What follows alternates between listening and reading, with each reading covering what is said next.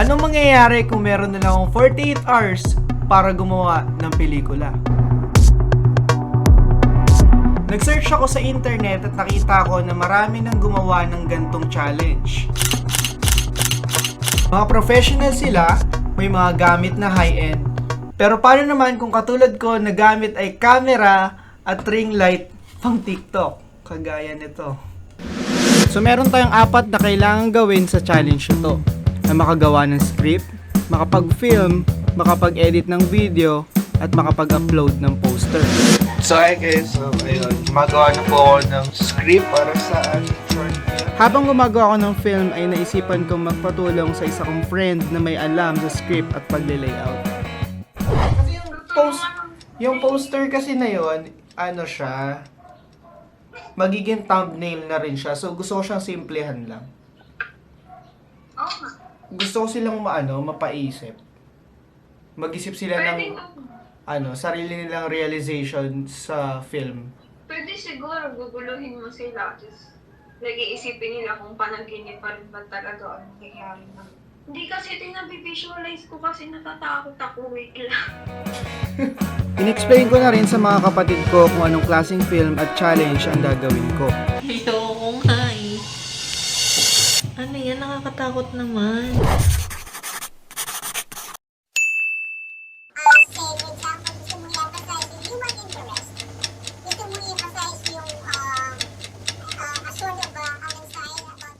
Hi guys, kain muna tayo dito habang nagkaklase. So, ayan, pakita ko lang sa inyo yung gagawin namin, parang ganito. Yan. Hindi siya related sa film, pero wala lang, gusto ko lang ipakita sa inyo. Siyempre, part 2 ng challenge natin, kasi siyempre, may klase kami ngayon, and hindi ko totally maibibigay yung oras sa film.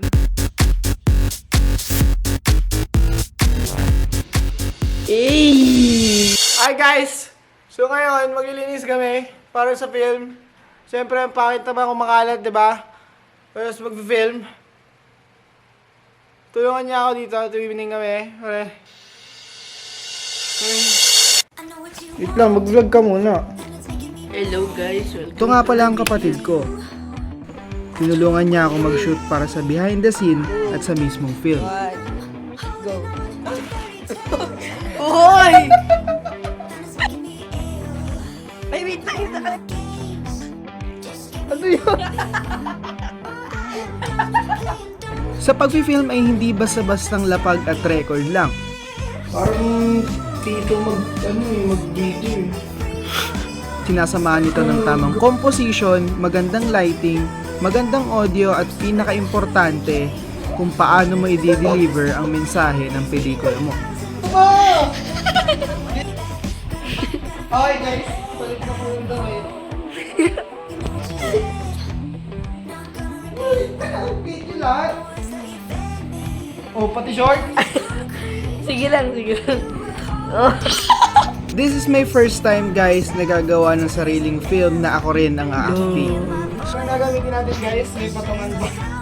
Kaya sa limited na oras ay nahirapan talaga akong kumilos. Hey guys, so it's 8 PM na ng gabi and magpapahinga ako ngayon kasi napagod ako. Wow, napagod.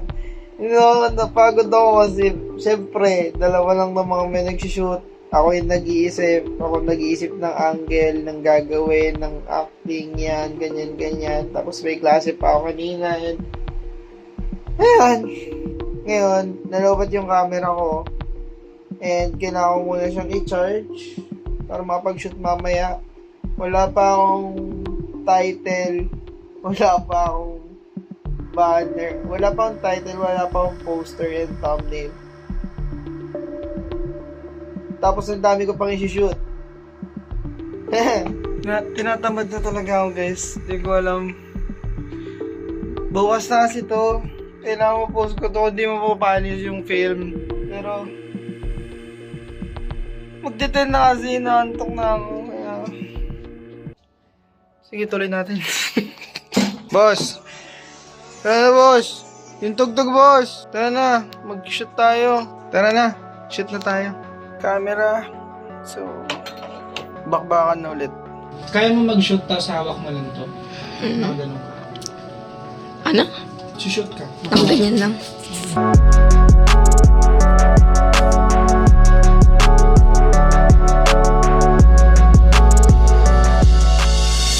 Hi guys, so natapos na yung shot, tapos na yung film namin ngayong gabi. It's 11 p.m. Nag-start kami mag-film ng around 4 p.m.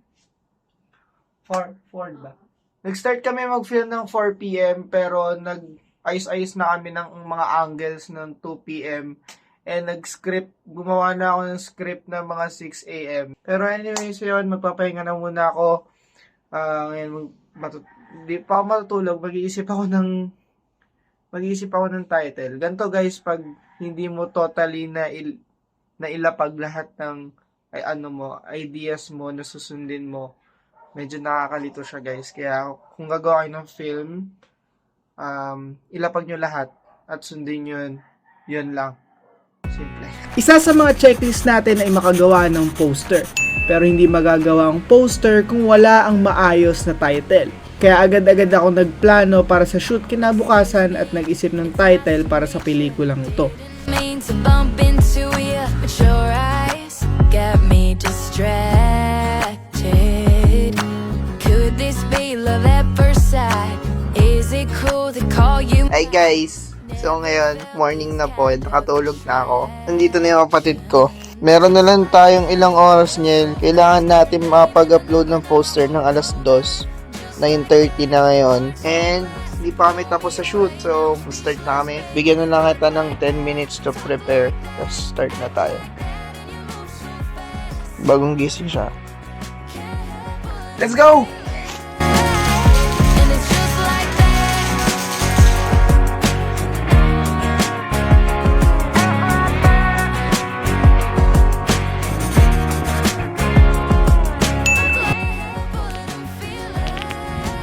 Ano? Hi guys. So ayun, mag-edit na ako ng poster. Kakatapos lang namin mag-shoot. Di ko alam na abutin kami hanggang 4:30. I-upload ko yung poster ng 6 p.m. and kailangan ko ma-upload yung film ng 10 p.m. or 11 p.m. So ngayon, babatakin ko na to. Time-lapse na lang ng editing session and we're all good. Good na tayo guys. So ayun. Can't help what I'm feeling. And it's just like that.